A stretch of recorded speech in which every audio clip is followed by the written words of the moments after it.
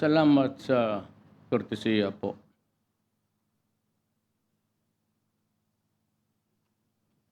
I have about 2 pages. It's getting dark. But I'll try to maybe read the speech. It is somebody else's toil, not mine. But in fairness, marami kasi akong in an instant visit to this place, while I ask the poor people, what's your problem or problems? And they say it's land and water. At this time of our national life, I would even say that they've been telling the military and the police that unless we solve this age-old problem of getting the lands to the people, we can never end the insurgency problem in this country. And mind you, for as long as there is no law and order, and for as long as corruption graft continues, just the same. Even if you give the president 5 terms, at the rate that we're going, facing so many fronts, some revolutions are motivated by territoriality, like Murad and Miswari. There's a group run by an ideology that is dedicated to the destruction of mankind. These ISIS guys, wala itong ideolohiya. Except that I'd like to tell everybody, and in front of, not here and now, ang Pilipino, na walang ginawa itong mga to kung hindi pumatay. At pumatay at pumatay. And maybe they really like a world that is in turmoil. But I will continue with that after this speech. Moscati Meadows Residential Treatment Facility founder Dr. Joy Ruiz Melstone and family, co-founder Mr. Glenn Noel Rubis, the honorable members of the House of Representatives, local government officials, members of the officers and men of the Armed Forces of the Philippines and the Philippine National Police, mga kababayan ko. I am pleased to join you today as we inaugurate the Moscati Meadows Residential Treatment Facility. This 1-hectare residential addiction treatment center, which targets to accommodate up to 50 patients who will undergo a 6-month holistic rehabilitation program, is truly in line with this administration's efforts to combat the drug menace that has plagued our society for so long. I acknowledge the efforts of the management and staff of Moscati Meadows for successfully launching this facility, which will serve as a haven for those who have been victims of drug abuse. I am truly glad that to this center you will help them recover and find their way back to society. By complementing traditional rehabilitation treatment with medical, non-medical treatment methods such as group and individual therapy sessions, meditations, horticulture, and farm animal therapy, you will not just provide holistic care for your patients, but will empower them to become effective drug and alcoholic counselors to their peers who suffer the same predicament. With our firm, there's another page. Indeed, we have made significant headway in our fight against illegal drugs, as we have conducted 900 operations in Nueva Ecija alone, leading to more than 1,000 arrests. In 2018, the Department of Health Treatment and Rehabilitation Centers have been provided more than 400 4,400 patient services and 4,300 outpatient services with more than 3,500 patients, complementing the primary care program. I have to hurry. It's getting dark. My eyes is not as. But if I look at the beautiful woman, I can see clearly. This event is very timely as we intensify our efforts to ensure a safe and progressive future for the Filipinos, especially the youth. By reforming drug dependence, we do not effectively combat the scourge, but also give our kababayans a chance to start productive lives with their families and loved ones. I encourage all our countrymen to actively participate in nation building by supporting this administration, its campaign in eradicating illegal drugs, criminality, and corruption. With our firm commitment and solidarity in this important fight, I have no doubt that we will be able to rebuild and strengthen families that were once threatened by this menace. Together, let us keep our communities and our country safe, secure, and peaceful. Mayroon itong salamat, hindi ko sabihin at mayroon akong sabihin sa inyo. You know, when I became mayor 1988 in my town, Davao City, I was a prosecutor and suddenly I found myself administering the affairs of the city. At doon nag-umpisa yung Met, Shabu. Umpisa lang noon sa kalakasan. And I was then prosecuting cases. I've had my heartaches, my failures in my task simply because of corruption, fear, and the bravado guys who went out just ahead to destroy a community. Alam mo po, sinabi ko sa kanila, I'm going to build a city. I'll make it comfortable for everybody. But do not destroy the product of my efforts. Or if you do, you will die. At sinabi ko doon sa nagpapabili ng mga droga at pinapakain sa mga anak natin, do not do it. Do that with our children because you will die. Ngayon dito na presidente ako, same. If you destroy my country, I will kill you. So be it. Human rights. Fine, you can shout to the heavens. You can call God and intervene. Or if you continue to sell shabu, cocaine, and the drugs that are deleterious and toxic and can cause death to the Filipino, I will kill you. Period. Kaya I'm happy that there are some Filipinos, well-meaning ones, would like to help us. And for those who can really afford, you have this kind of facility where there is a higher level of rebuilding and rehabilitating your character and your brain. For those na wala, but there are a lot of government-run and privately owned foundations who can take care of you. But for those who are in the business, my God, no quarters given, no quarters asked. I don't give a shit. I will just kill you.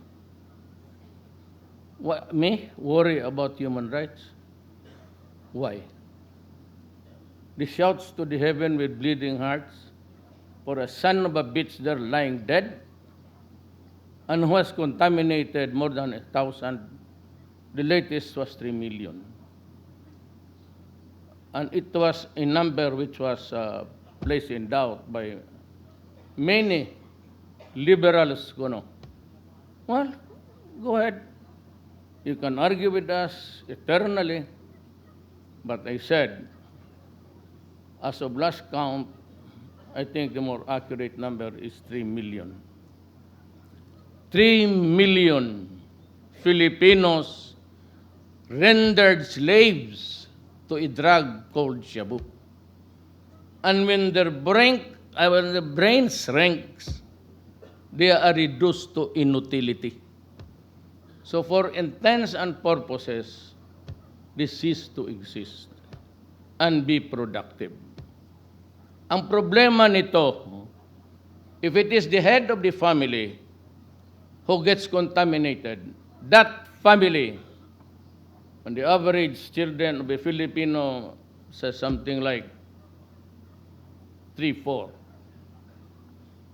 Pag tinamaan niyang breadwinner, the money that he receives from whatever toil that he would do for the family, instead of that money going to the table for food, it is spent on shabu. And then the father is in hotel. The mother does not know where to go. And the sons and daughters stop schooling. And we create a social problem. And on and on and on. 3 billion addicts is no joke to me. I can cut you to pieces 1,000 times. I hate drugs because you do not fuck with my countrymen. Do not do it. Because basi ganito lang ako, I was a mayor of a small corner in the Philippines. This is the only country that I have. I hate even going to other places. I hate most of those who invaded our country, took up the fat of the land, and subjugated us for many years. That to me is not a funny thing. And even if it happened 2 centuries ago or 500 years ago, but still the Filipino still is suffering until now. Ngayon, sa kahirap natin ito, with the there's a lot of trade, tarification, and everything. There's going to be a slowing down. And this also generated by the uncertainty by the Americans, and even the Europeans they don't know what to do. What's up? What's on the table? What's the card on the table? Tapos pahirapan mo ang Pilipino. Hindi ko kaya yan. Hindi ko kaya. No? Madali magpatay ng tao pag galit ka. Madali. Ano? You just shoot him and leave them. It's just a piece of carcass after that. But to destroy my country, kasi pumasok na ang Mexico. Sinulosa. And they have connected with the Bamboo Triad of Asia. There seems to be a blossoming of criminals globally, and we are fighting a global war against drugs. Hindi kita papatawarin, just like terrorism. I'll return the courtesy. So it's just a matter of letting them understand that even if you are on the other side, you do not monopolize evil in your mind. We have ours, and I can do better than what you can, 100 times over. That goes for the terrorists and those of the drug people. They are coming in. Today's newspaper says it came from Covina, and it was shipped here. Drugs is being produced everywhere, imported, coming in by air, by ship and land. So what are we going to do? I've said to the military, but 4 days ago, when we had the command conference, tapusin na natin ito. Sa panahon ko, while I'm still here, ready to assume singly, I will assume full legal responsibility for whatever it is. And they can hang me if you want. No problem. I like hanging. It's kind of nice to feel your throat being saw it in the movies. Some are, I don't know if they're crying, but some are laughing. I said, I can kill an enemy, but to the drug people, I can kill you for nothing. Kaya nga ng Meksikano. Pumapasok sila lahat. Ngayon, gusto nilang subukan. Sige. We are prepared. My soldiers and my police. We are ready to meet the challenge. At sinabi ko sa kanila, tapusin na natin ito habang ako pa. And the reason why they are working, and the reason why in the past there was no there were no surrenderies, payat na walang malnourished, because everybody was just pushing the dirt on the drug. And I said I will finish this war against drugs in 6 months. Putang ina. I did not realize that if I become president, I was fighting my own government. From the customs to the police generals, lahat nasa droga. I didn't realize that, sabi ko, if there is no law and order, my advice to the military, I was listening to a narrative to cut corruption. Then I was presented, and I don't know if there's a cabinet member here. The guy presented clearance from the LGU business permit, almost 2 pages. There was this complaint that it took DAR 2 years to process. And there is a proposal, an application in NEDA that is already there, or was there, or is still there for 25 years. Kaya ako nag-walk out. Kaya ang presenta, LGU, permit, assessors, treasurer.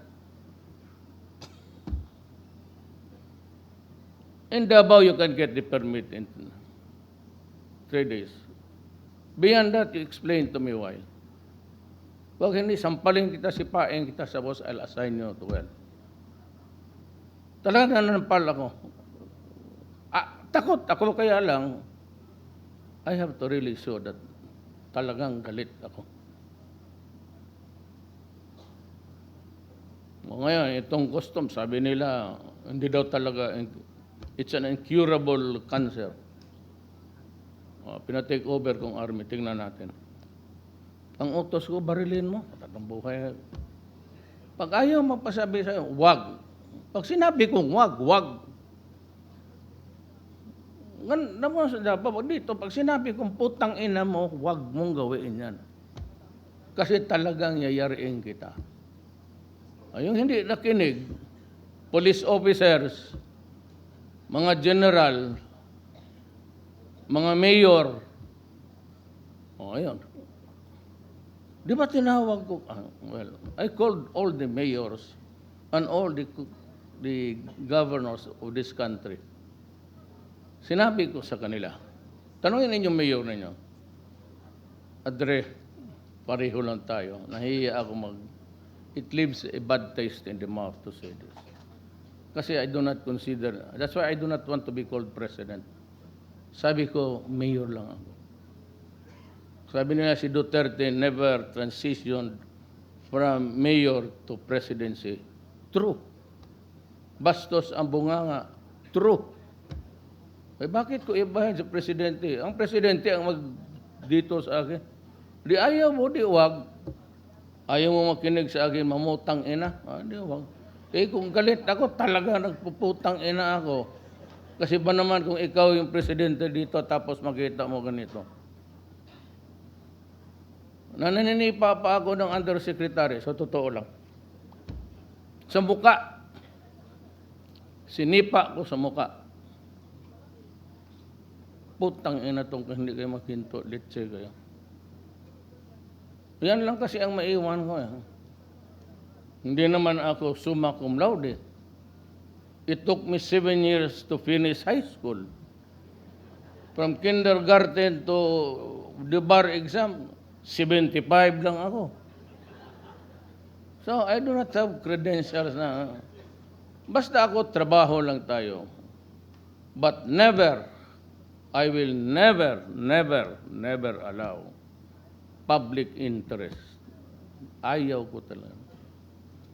Ayaw ko, noon pa mayor pa ako. Sa awa ng Diyos, I've been mayor for 23 years sa Davao. Tuloy-tuloy ako congressman, vice mayor ng anak mo until the presidency. Wala ho akong talo. Kaya ko ayaw ko magpatalo nitong drogang to. Kaya ko talaga patayin yung mga putang ina. Sabi ko, tapusin natin. Ako na ang okay lang. Pero in the meantime, kayo, totoo. Kaya ayaw ko talaga. There is one thing na, do not harm my country. Do not harm, especially. Kaya mga NPA nakikinig dyan ngayon. Hoy, mga NPA, alam kong problema ninyo.